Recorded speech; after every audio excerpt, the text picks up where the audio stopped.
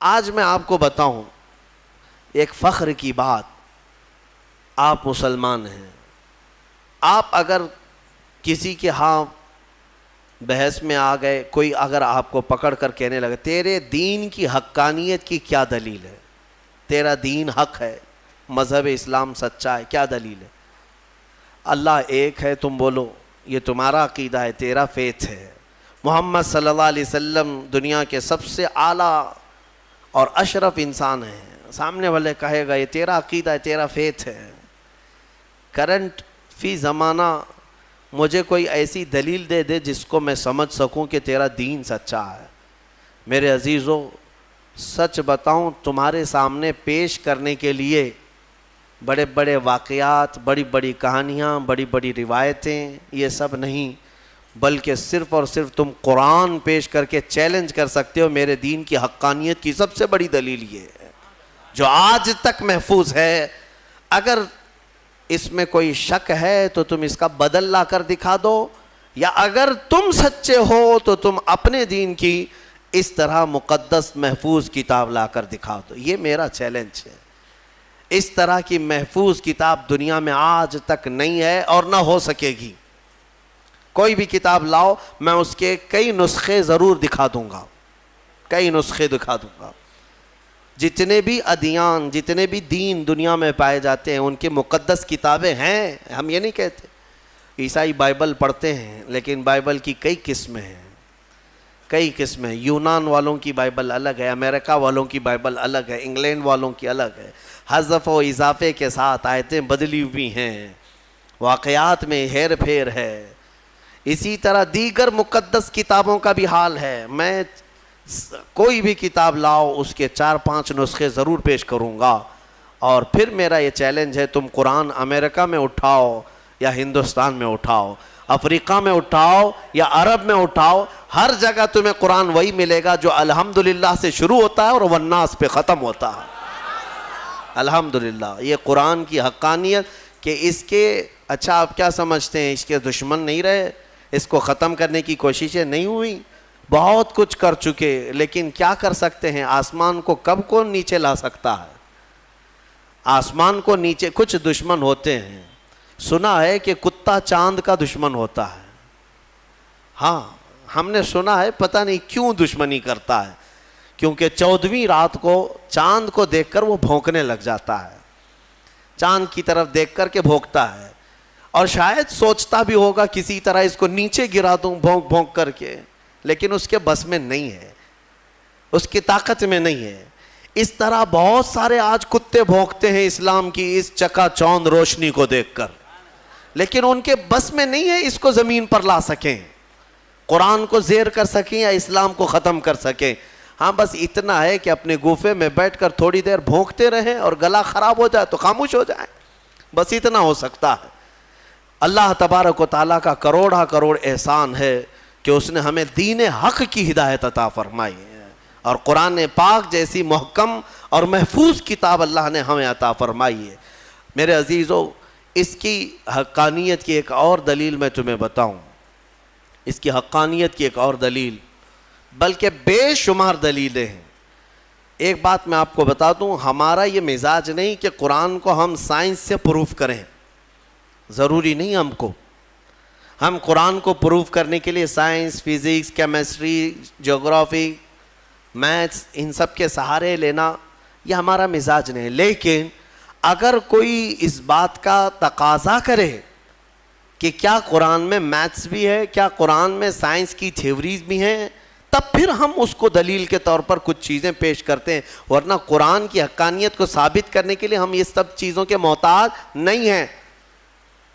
میں آپ کو بتاتا ہوں قرآن پاک کی وہ حقانیت۔ اچھا، یہ سب سے بڑی دلیل یہ ہے، اگر کوئی کہتا ہے کہ یہ محمد صلی اللہ تعالیٰ علیہ وسلم نے اپنی طرف سے لکھ دیا، اپنی طرف سے جمع کر دیا، تو بھی میرے عزیزو، عرب والے یہ بات کہہ سکتے تھے جو ان کے زمانے میں موجود تھے، کسی نے نہیں کہا۔ جو ان کے جانی دشمن تھے وہ بھی نہیں کہہ سکے، کیونکہ سبوں نے دیکھا کہ اللہ نے انتظام ہی ایسا کیا کہ پوری زندگی میرے آقا صلی اللہ تعالیٰ علیہ وسلم کسی کے ہاں درس لینے کے لیے گئے ہی نہیں. ہمارے نبی کی خصوصیت کیا ہے؟ امی. ہم پڑھتے ہیں نا حضور کے نام پر درود، صلی اللہ علی النبی الامی. امی کسے کہتے ہیں؟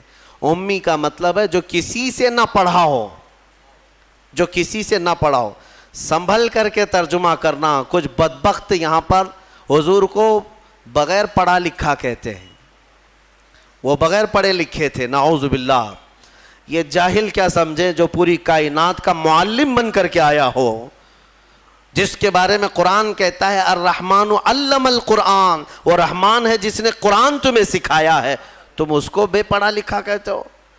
امی کا مطلب بے پڑھا لکھا نہیں. جس نے ایسا کہا وہ دنیا کا سب سے بڑا جاہل ہے، سب سے بڑا جاہل. دیکھیں دونوں میں فرق میں آپ کو بتاتا ہوں. ایک بغیر بے پڑھا لکھا جس کو ان پڑھ کہتے ہیں آپ، ایک ہے جو سب جانتا ہے لیکن کسی سے پڑھا نہیں ہے. دونوں میں فرق ہے کہ نہیں ہے؟ ہاں. جس کے دل میں کوڑ ہے، جس کے دل میں بغض اور عداوت ہے، وہ امی کا ترجمہ ان پڑھ کرتا ہے. ان پڑھ کے ذریعے سے معاذ اللہ رب العالمین. جس نے ایسا کہا حضور پاک صلی اللہ تعالیٰ علیہ وسلم کی شان میں اس نے تنقیص کیا، حضور کی توہین کیا، میرے آقا صلی اللہ تعالیٰ علیہ وسلم کی اس نے گستاخی کیا. اور ہم نے یہاں پر سنا بھی تھا ہماری شہر میں کوئی ایسا ماڈرن آدمی آیا جو یہ کہنے لگا کہ حضور کو لکھنا نہیں آتا تھا.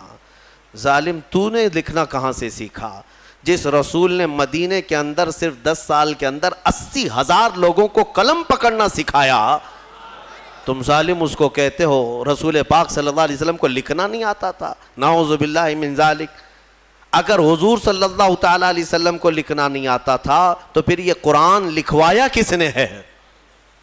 قرآن لکھوایا کس نے ہے؟ کاتبان وحی ضرور ہیں، لکھنے والے صحابہ تھے، قرآن لکھنے والے صحابہ تھے، لیکن کیا حضور پڑھ دیتے تھے وہ گھر جا کر لکھتے تھے؟ حضرت امیر معاویہ فرماتے ہیں حضور کی صحبت میں وہ بیٹھتے تھے، قرآن کی آیتیں جب اترتی حضور فرماتے لکھو. اب جب وہ لکھتے تو حضور بتاتے یہ اس طرح سے لکھو، یہ اس طرح سے لکھو. آیتوں کو کہاں سے کیسے لکھا جائے میرے آقا خود تعلیم فرماتے. یہ اور بات ہے کہ رسول کریم صلی اللہ تعالیٰ علیہ وسلم نے خود قلم نہیں اٹھایا، لیکن ہزاروں کو قلم پکڑنا خود سکھایا ہے میرے آقا نے. اور جو یہ کہتا ہے وہ ہمارے دل کو ٹھیس پہنچاتا ہے.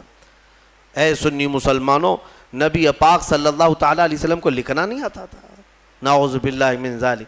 قرآن جن کے بارے میں کہہ رہا ہے وَعَلَّمَكَ مَا لَمْ تَكُنْ تَعْلَمْ، اے رسول ہم نے آپ کو وہ سب سکھا دیا جو آپ نہیں جانتے تھے.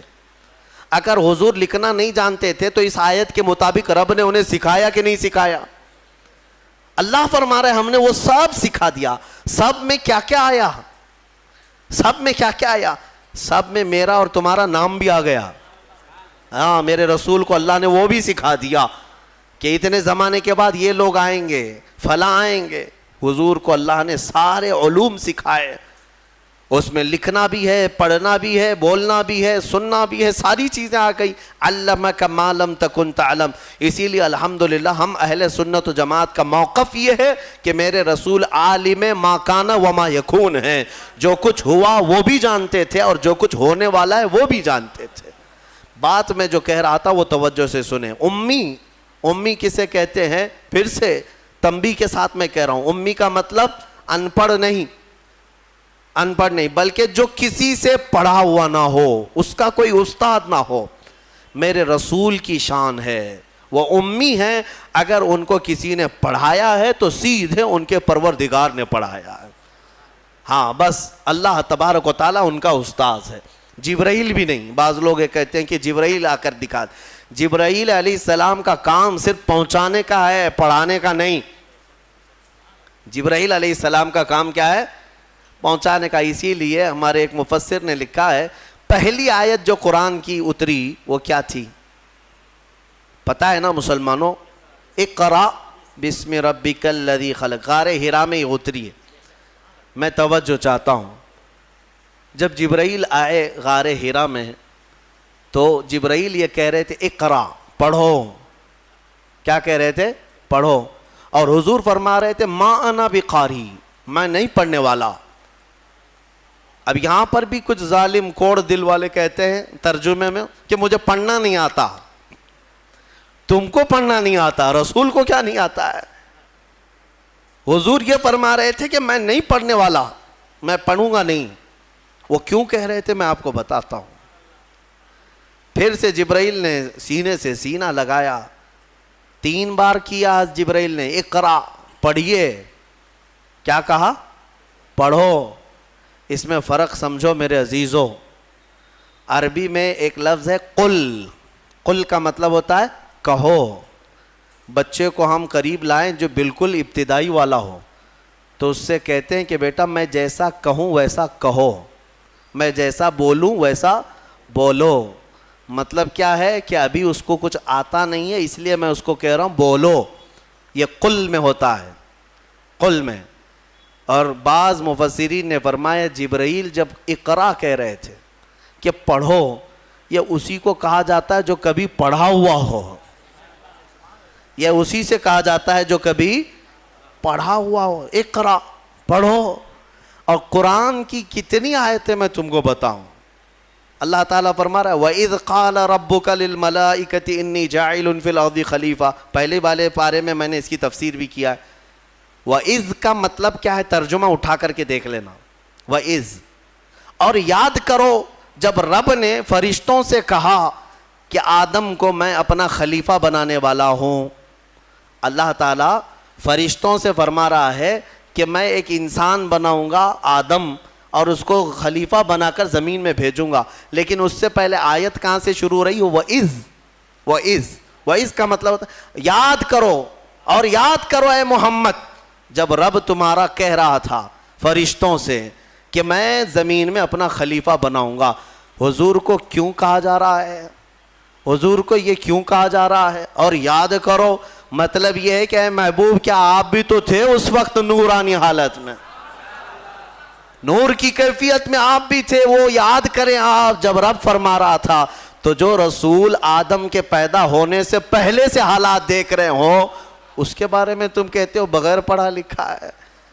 ہاں بہرحال مجھے جو بات عرض کرنی تھی وہ قرآن کی حفاظت کی, وہ یہ ہے کہ اللہ نے ایسے رسول پر یہ قرآن اتارا جو کسی سے پڑھا ہوا نہیں ہے. اور اس قرآن کی سب سے بڑی یہ دلیل ہے کہ رسول پاک صلی اللہ تعالیٰ علیہ وسلم پر ایسا قرآن اترا ہے جو عرب کے لٹریچر میں سب سے ہائی لیول کا لٹریچر ہے, سب سے ہائی لیول کا.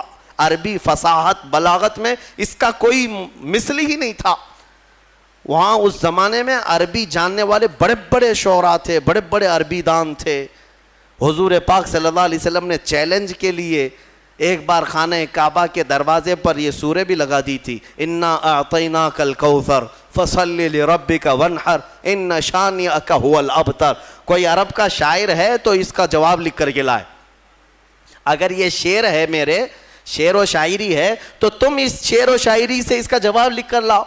عرب والے جانتے تھے کہ اس کے اندر کتنے معنی ہیں, کتنے مفاہیم ہیں, اس طرح جمع کرنا ان کے بس میں نہیں تھا.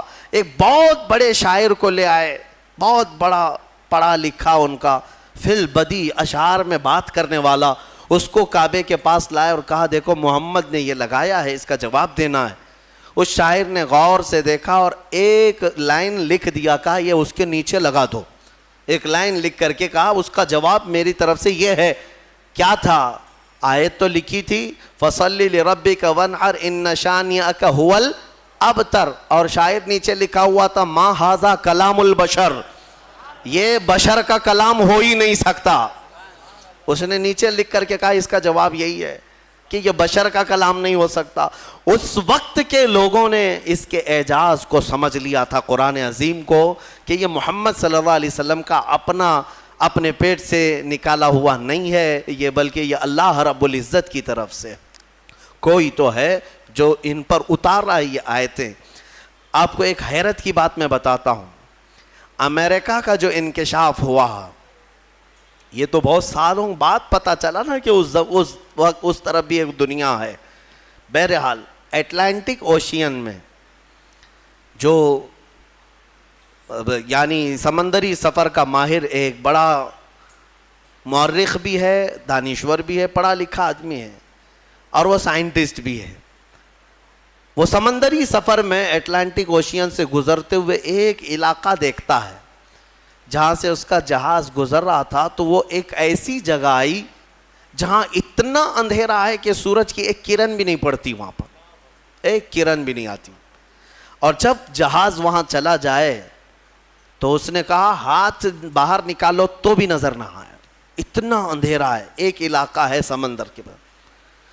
اس نے باہر آ کر کئی سالوں کے بعد اس کا انکشاف کیا کہ میں نے اٹلانٹک اوشین کے اندر ایک ایسی جگہ دیکھی ہے جہاں پر سمندر میں نہایت ہی اندھیرا ہے، نہایت ہی اندھیرا ہے، ہاتھ نکالو تو بھی نظر نہ آئے، یہی اس کے جملے تھے۔ اور ظاہر سی بات ہے پہلا وہ شخص ہے جس نے یہ کھوج نکالی سمندر کے علوم میں، لیکن جب اس نے نکالا تو علماء ربانیین نے سن کر کے کہا قرآن پاک کی آیتیں پڑھو۔ سورہ نور 18ویں پارے میں اللہ تعالیٰ فرماتا ہے او کظلمات فی بحر اللجی یغشاہ موج من فوقہ موج من فوقہ سحاب ظلمات بعضها فوق بعض اذا اخرج یدہ لم یکد یراہا ومن لم یجعل اللہ لہ نورا فما لہ من نور۔ اللہ فرماتا ہے مثال دیتے ہوئے کہ ایک اندھیری ایسی ہے کہ اندھیریوں پر اندھیریاں ہم نے ڈال رکھی ہیں، اندھیریوں پر اندھیریاں ایسی ڈال رکھی ہیں اذا اخرج یدہ لم یکد یراہا، اگر کوئی وہاں ہاتھ بھی نکالے تو اسے ہاتھ بھی نظر نہیں آئے گا، ہاتھ بھی نکال، قرآن میں موجود ہے۔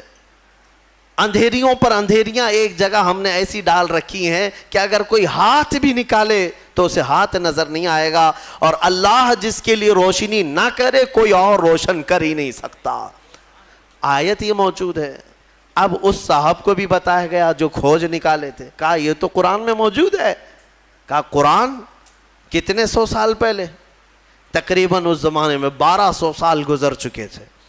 1200 سال پہلے یہ قرآن کی آیت میں، تو ہو سکتا ہے یہ قرآن جو محمد صلی اللہ علیہ وسلم نے جمع کیا ہے وہ بہت ہی ماہر تیراک ہوں گے، بہت ہی ماہر سمندر کے علم والے ہوں گے، علم الابحار انہیں بہت اچھی طرح سے معلوم ہوگا، یعنی سمندروں کے علوم ان کو بہت معلوم ہے۔ جب اس نے یہ کہا تو علماء نے اور مسکرا کر تعجب میں کہا کہ میاں بات ایسی ہے، میرے آقا صلی اللہ علیہ وسلم کی سیرت پڑھو، پورے 63 سال میں حضور کی زندگی میں کبھی سمندر پر جانے کا اتفاق ہی نہیں آیا، سمندر کے کنارے جانے کا بھی اتفاق نہیں آیا۔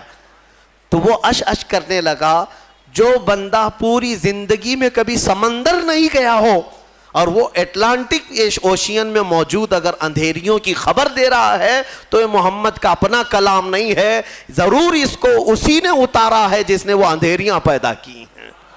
میرے عزیزو، یہ قرآن کی حقانیت کی ایک دو نہیں، سینکڑوں مثالیں تمہارے سامنے رکھ سکتا ہوں۔ میں نے اس سے قبل اس پر گفتگو بھی کی ہے، بیان بھی میرا موجود ہے۔ میڈیکل والے، سائنس والے بھی جانتے ہیں بچہ پیدا ہونے کے جو پروسیس ہیں، ایمبریولوجی جس کو کہتے ہیں، وہ آج تحقیق کے ساتھ پتہ چل رہے ہیں کہ 9 مہینے بچہ کن کن پوزیشن سے گزرتا ہے، لیکن 1400 سال پہلے قرآن میں اللہ تعالیٰ اپنے رسول کو بتا رہا ہے ثم خلقنا النطفة علقة فخلقنا العلقة مضغة فخلقنا المضغة عظاما فكسونا العظام لحما۔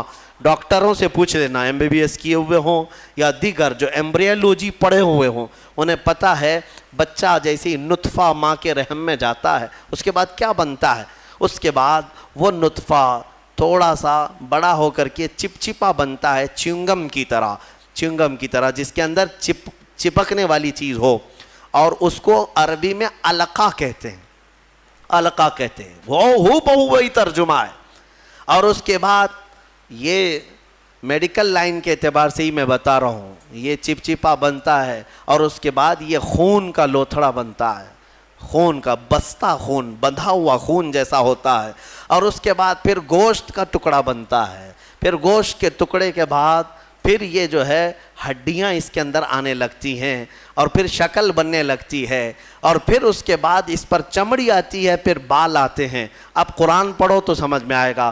مولا فرماتا ہے خلقنا نطفۃ علقۃ, ہم نے نطفے کو علقہ بنایا, چپچپا بنایا. فخلقنا العلقۃ مضغۃ, اور پھر ہم نے علقے کو بستہ خون بنایا. فخلقنا المضغۃ عظاما, پھر یہ بندھے ہوئے خون اور بستہ گوشت کو ہم نے ہڈیاں دی. فکسونا العظام لحما, پھر ہم نے ہڈیوں پر چمڑیاں ڈالی. ثم انشأناہ خلقا آخر, پھر ہم نے مکمل کر کے اسے ایک نئی تخلیق میں پیدا کیا. میرے عزیزو, قرآن ایک جگہ نہیں, یہ آیتیں 3 سے 4 جگہ قرآن پاک میں پورے پروسیس کے ساتھ ہے.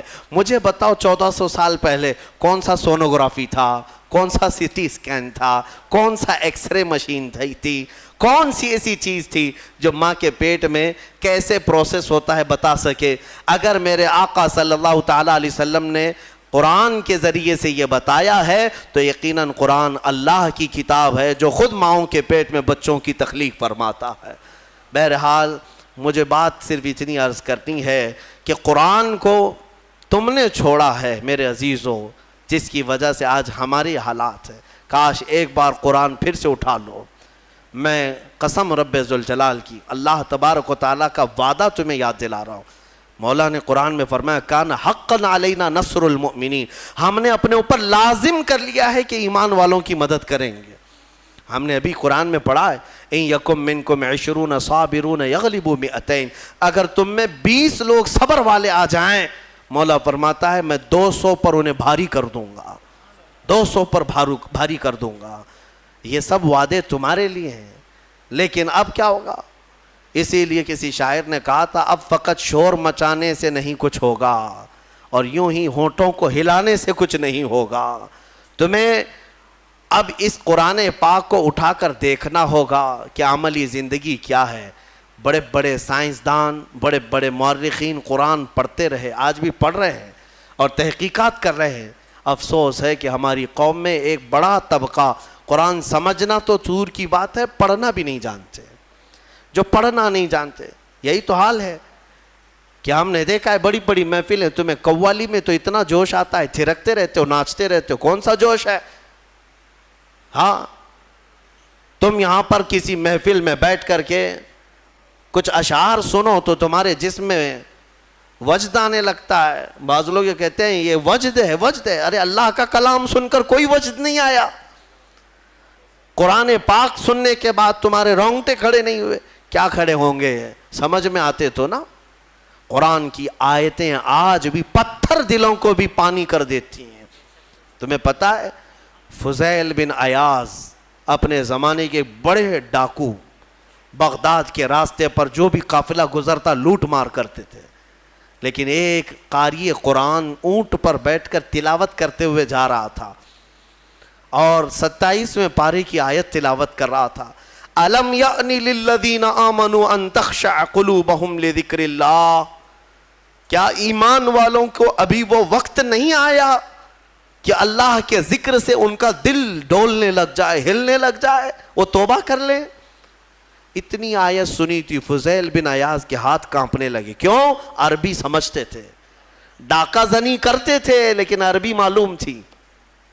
لیکن ایک قاری قرآن سے جب یہ آیت سنی, دل پر ایسے گزرنے لگی, ہتھیار پھینک دیا, ساری چیزیں پھینک دی اور چیخنے لگے آن لنا ربنا, آن لنا ربنا, اے ہمارے رب وہ وقت آ گیا, وہ وقت آ گیا, مجھے تو اپنی بارگاہ میں لے لے.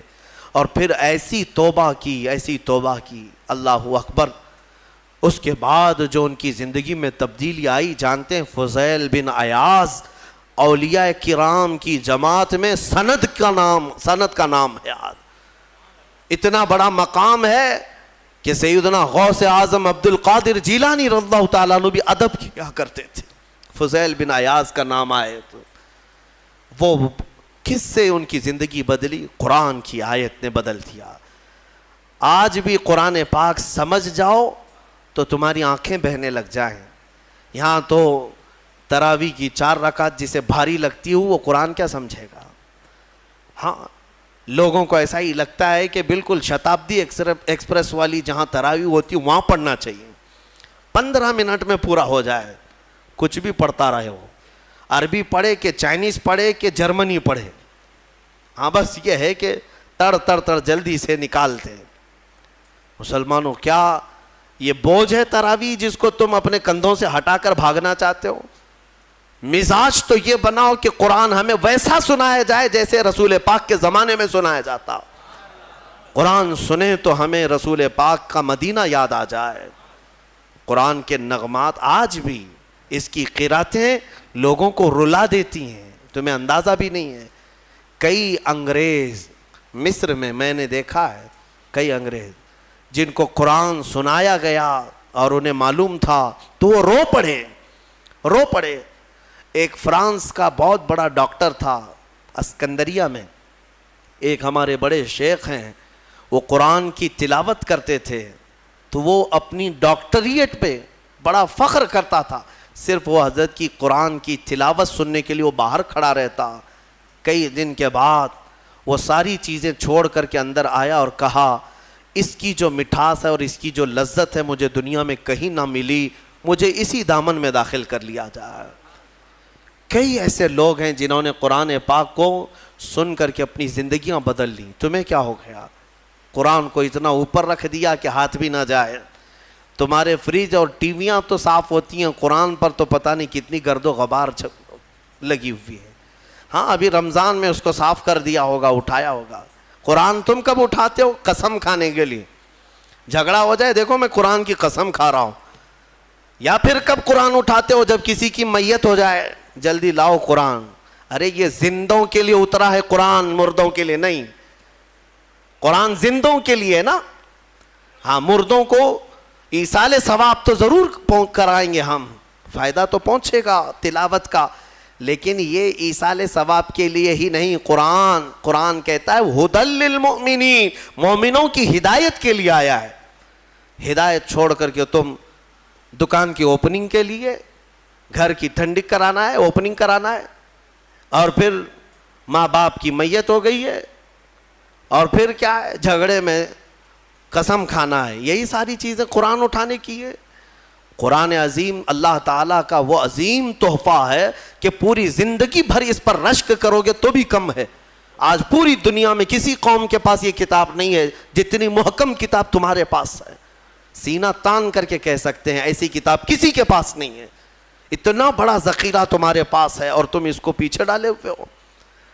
بچپن میں ہمارے بچوں کو جب مدرسہ بھیجتے ہیں ہم تو قرآن سینے سے لگا کر بھیجتے ہیں نا، بچہ سینے سے لگا کر کے آتا ہے قرآن، لیکن چند ہی دنوں کے بعد جب ہم بڑے ہونے کے بعد دیکھتے ہیں اسکول جانے کے وقت بچہ تو سارا بستہ پیٹھ پر رکھا رہتا ہے، ہوتا یہی ہے نا، بستے میں ساری بکس کتابیں پیٹھ پر رکھا رہتا ہے، لیکن مدرسہ جب آتا ہے تو قرآن سینے سے لگا کر آتا ہے۔ شاید بڑوں نے ہمارے بزرگوں نے یہ رواج رکھا ہوگا کہ بیٹا قرآن ہمیشہ سامنے ہونا چاہیے، قرآن ہمیشہ مقدم رہے، بعد میں سب، لیکن بڑے ہونے کے بعد یہ سامنے والی چیز پیچھے ڈال دیتا ہے، پیچھے والی چیز کو ہی اہمیت دینے لگتا ہے۔ ایک بات یاد رکھو، میں نہ کالج کا مخالف ہوں، نہ اسکول کا مخالف ہوں، نہ یونیورسٹی کا مخالف ہوں۔ ہاں کوئی بھی کالج کا، یونیورسٹی کا، کہیں کا اسٹوڈنٹ ہو میرے ساتھ بیٹھے، میں اس کے ساتھ انشاءاللہ ڈسکس ضرور کروں گا ہر ٹاپک پر، لیکن یہ برکت ہے صرف قرآن کی۔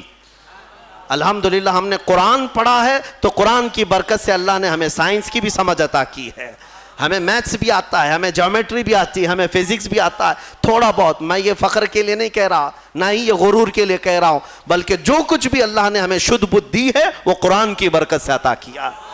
اور اعلیٰ حضرت فاضل بریلوی رضی اللہ تعالیٰ عنہ خود فرماتے ہیں ایسی ایسی کتابیں انہوں نے لکھ رکھی ہیں کہ آج کی بڑی بڑی یونیورسٹیوں کے پروفیسر حل نہیں کر پا رہے ہیں، ان کے میتھس کے بڑے بڑے ٹف فنڈے نہیں حل کر پا رہے ہیں۔ قبلہ پہچاننے کے علوم آج بھی کتاب لکھی ہوئی ہے، جیومیٹری پر لکھی ہوئی ہے، علم رمل پر، علم جفر پر اور زیجات پر، ایسے ایسے علم ہے جس کے نام بھی تم نے نہیں سنے ہوں گے۔ اور اعلیٰ حضرت یہ کہاں جا کر پڑھے تھے، کون سے مدرسے میں؟ یہ فن، یہ علوم آج پورے ہندوستان کے مدرسوں میں نہیں پڑھائے جاتے۔ اعلیٰ حضرت کہاں سے پڑھے؟ خود فرماتے ہیں یہ صرف اور صرف قرآن اور حدیث رسول کی برکت ہے۔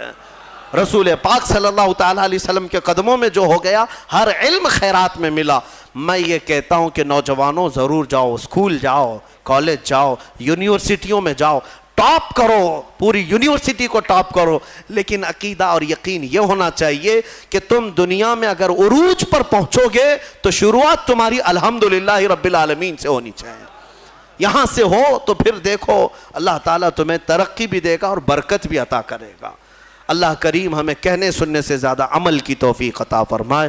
قرآن عظیم کی برکتیں اللہ تعالیٰ ہم سب کو عطا فرمائے۔